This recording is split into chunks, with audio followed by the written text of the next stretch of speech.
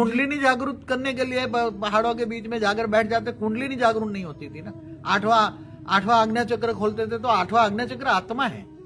आत्मा शब्द तो मेरे ख्याल से भगवान कृष्ण ने गीता में दिया, तुम आत्मा स्वरूप बनो। आत्मा स्वरूप की विधि भगवान ने बताई है। देखो गीता का शॉर्ट एंड सार क्या है, तुम तीसरा नेत्र जगाना चाहते हो माना, आत्मा स्वरूप बनना चाहते हो माना, तुम कौन हो पहचानो। क्या बोला, परमात्मा को जानना है तो तुम्हें पहले खुद को जानना पड़े ना, अपने आप को जानो। जब तक अपने आप को नहीं जानोगे तुम कौन हो, कहां से आए हो, तुम क्या करना चाहते हो, तुम्हारे जीवन का लक्ष्य क्या है।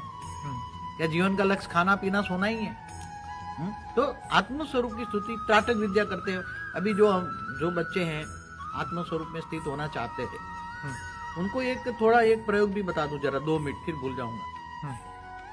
कि जैसे एक सामने व्हाइट लाइट होती है ना, त्राटक विद्या में लोग सूर्य की रोशनी भी डायरेक्ट लेते हैं, कहीं सुबह की, कहीं। तो आत्मस्वरूप को ज्यादा जगाना है, आत्मस्वरूप में स्थित होना है, तो उसका हल्का सा आप स्थूल प्रयोग, स्थूल लाइट का लो।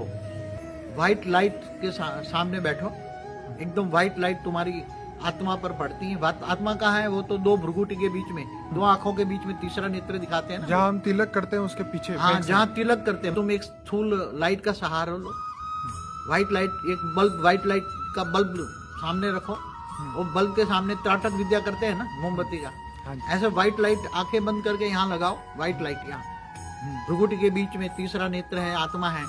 और आत्मा को खोलो, आत्मा हूं मैं, आत्मा हूं, खाते पीते हरते फरते। पहले जब तक आत्म स्वरूप नहीं होंगे तब तक परमात्मा की पावर नहीं आएगी। तुम कितना भी याद कर लो, परमात्मा की पावर नहीं आएगी।